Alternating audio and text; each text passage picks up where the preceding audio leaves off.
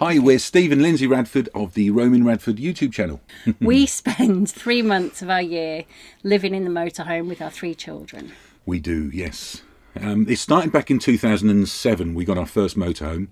It was a 20-year-old motorhome, and we only had Eddie then, didn't we? We just had a toddler. Yes. But I do have fond memories then of Harry coming along and taking Harry as a baby out in that motorhome, and that was fantastic. It was perfect having a new baby in a motorhome because we had absolutely everything we needed with us the whole time.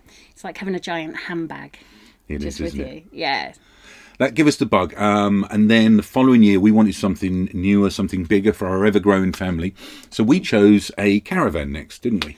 Yeah, it was new and it was shiny and it smelt beautiful. And it had 2 sets of bunk beds. So the children had lots of space to sleep. And we also had the rear lounge that made up into our main bed. That's right, nice big bathroom. But that we went away in that, more local, more with friends, but that gave us the bug of caravan holidays, campsite holidays, where we'd go for weekends or we'd go for a week during the holidays with friends, and we'd meet up. We literally opened the door and let the kids run free. They'd make dens and they'd just have such an outdoor experience for the whole of the time that we were away. It was fantastic. We'd have a barbecue, we'd have a big barbecue with everyone cooking on, and we'd sit around a little campfire in the evening. So that really gave us the bug for that kind of holidaying on campsites, didn't it? Absolutely, it did, yes. We had that for a few years. Yeah. And then we decided, actually wanted to change again, and we wanted to get a motorhome again. Yeah. Didn't we? We wanted to change the kind of holidays we were having. We were ready to move away from being in one place for quite a long period of time. We decided we wanted to start touring a little bit more. And for Christmas that year, I bought Steve the Top Gear Best Roads in Europe to Drive If You're a Man Driving. I can't remember what the book was called, but it had the most incredible drives in it with some beautiful pictures. And rather than taking a car... Well, of course, we put the family in the motorhome, we headed into Europe, and I think we did 8 of the 10 of these alpine roads for that summer, and it was amazing. It was fantastic. We book nothing. What you must understand is we just like to make it up as we go along. So what we do is we'll book the Eurotunnel for the way out, and we'll book the Eurotunnel for the way back, and the rest of it we make up as we go along. Well, make up as we go along. We do have plans, and we do research, and we know roughly where we want to be by what day. But we book no campsites. No. We can literally just find it off the cuff, don't we? Yeah. So one of them we found, our favourite one, certainly my favourite one. One of the alpine roads we did was the Glossglockner. And we went up there in the evening, 5:30, 6 o'clock. And by that time, when we got to the top, most of the tourists had been cleared off for the day. And we had the place to ourselves, didn't we? Yeah, we parked in a car park that was almost carved into the mountain, and down one side was the most stunning valley, and off to the other side were the biggest glacial mountains. The sunset was stunning, the sunrise was gorgeous. It was a memorable one. That really gave us the bug for wild camping. It did, yes. Now, up to now, we'd mainly done campsites and what have you. We can enjoy wild camping for maybe 2 or 3 days. That's camping off-grid, without electric, without water, just at beautiful spots like at the Glossglockner. And we'll do 2 or 3 days, and after then we want to maybe find a campsite where we can empty the toilet, fill up our fresh water, and get the boys through the showers. Yeah.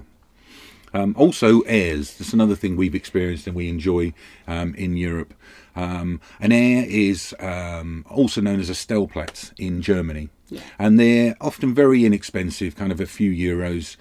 They sometimes have electric with them, but there's thousands and thousands of these airs and Stellplatz throughout Europe. So they're really geared up for motorhomes. The thing about airs and Stellplatz is that they are all about the location. So they're convenient to stop off on the route on your way down to somewhere or back.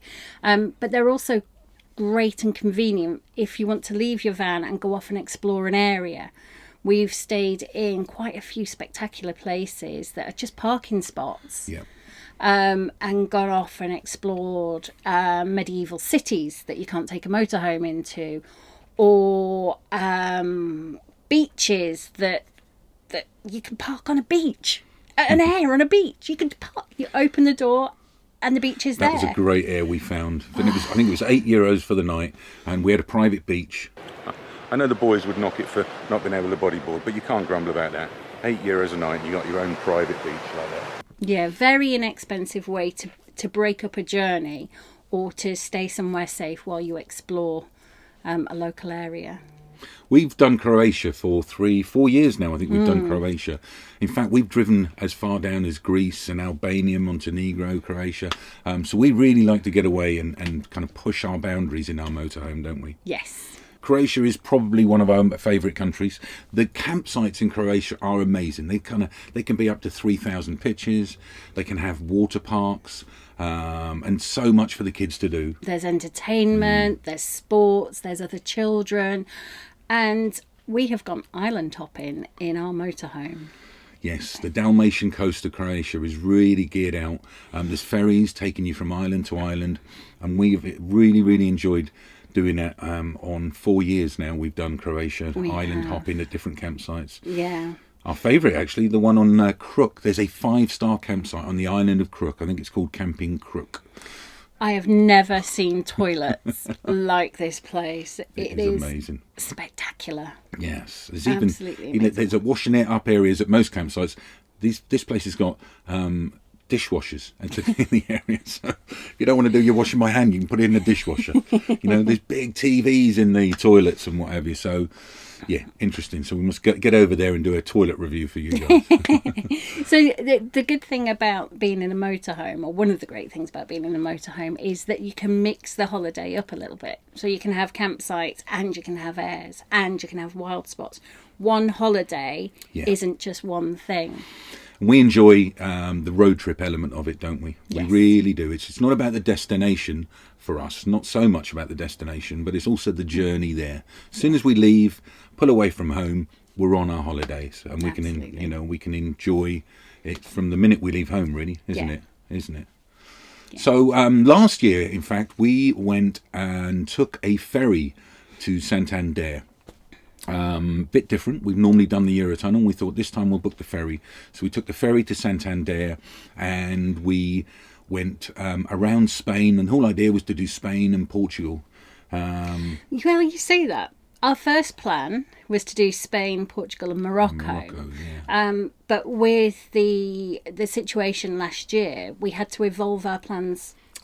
We didn't need to cancel our holiday, but we did need to evolve. And the beauty of the motorhome was that we could do that. We could change direction and head somewhere else if we needed to. Yes, we have air conditioning in the motorhome for when we go out into Europe where it's really hot, and the boys sleeping up top can get a bit hot. So if we park on a campsite and we have electric, then we can keep the temperatures much more manageable in the motorhome in the summer, can't we? Yes. Right, that's the electric in and the aircon's on. Whew, it's hot. Now, we also like to find campsites with pools. Yes. That's different. Our boys are little fishies. They do enjoy. We'll pitch up. We'll set up our pitch with our outside living, with our cooker, with our chairs, with our barbecue. Here's the pitch. And look, we've got a shade from the sun there. Isn't it? We'll set up here. Dining, kitchen, and the lounge area. Perfect.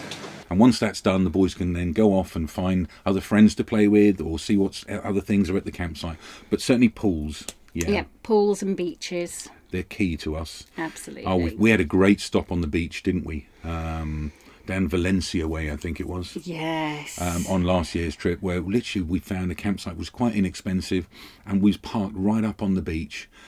But come and have a look where we are, because we're right on the beach. So there's our pitch there, and just down here is the beach. We laid out all our gear. I think we'd been on holiday for about a week then, so we got some washing done, and the kids just went off and played in the sea all day. Yeah, that was an independent campsite as well. It wasn't one of the big chains, so we found it just by accident, I think, and really use the motorhome to find some hidden gems. And we did find some hidden gems. So on that trip, we met up with some friends, didn't we? Yeah. And had some great times. And then we headed on, and we changed. We had to evolve last year's trip, and then we headed into France. We headed into the south of France, which was quite busy.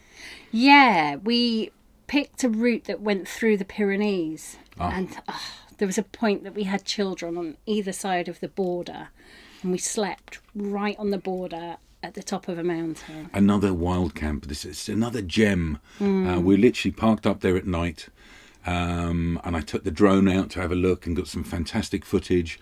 And we slept there the night and woke up in the clouds, didn't we? Yeah.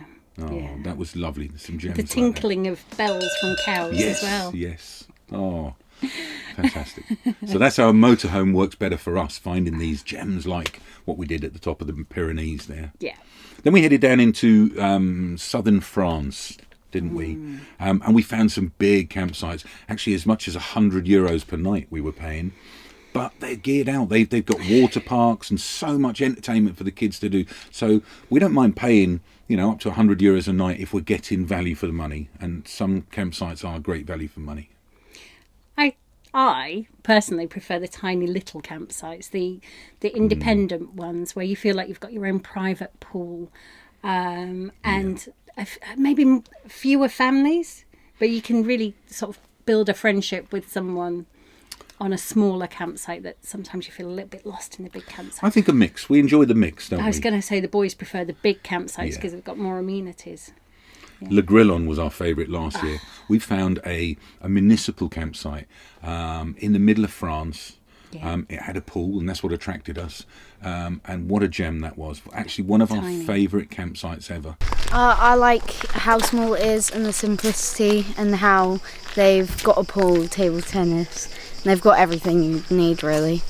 So, great. And I even took Lyndsay out for a romantic meal at the restaurant on site on that one. So... bonus points for that, wasn't it? That's fun points. But there were also many chateaux we found in France. Yeah. We have found some great chateaux with pools throughout France. So definitely, by getting a motorhome for us, it's allowed us to explore the road and the road trip, and enjoy much more than just getting a caravan and going to a campsite for a week, which we did enjoy, but now it's a different lifestyle adventuring for us. I'm looking for a vineyard next year. We did a vineyard. We parked at a vineyard in Italy once, didn't we? Again, it had a pool for the boys. Yeah, And nice wine. and great wine. We did. I'm looking for one next year as well. We love wild camping within the UK as well. We've done a couple of fantastic wild camps. One in particular, one of Lyndsay's favourites, I think we've done 3 times, is Stonehenge. Yeah, I love waking up with the sunrise over the stones.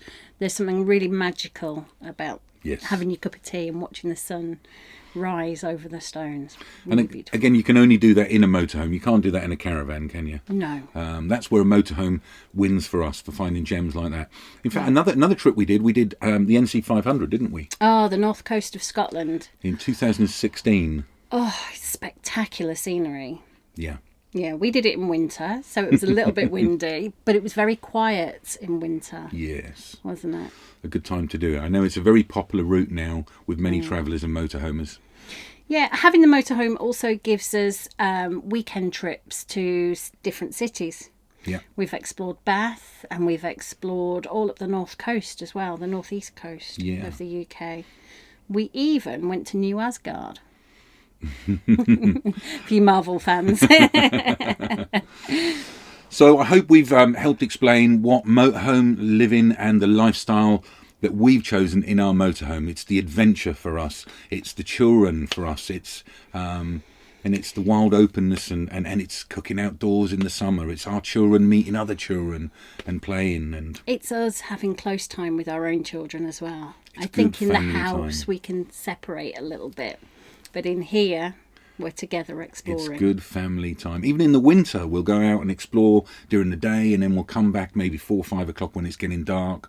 Lyndsay will put on a nice meal. She'll cook a nice meal in the kitchen, and we'll maybe turn the rear lounge into one big bed, and we'll snuggle here, watching a movie or something with the kids. There's nothing like it. No, it's brilliant. That's it. So, hope you've enjoyed our explanation of what motorhome living is To us. To us. Yeah.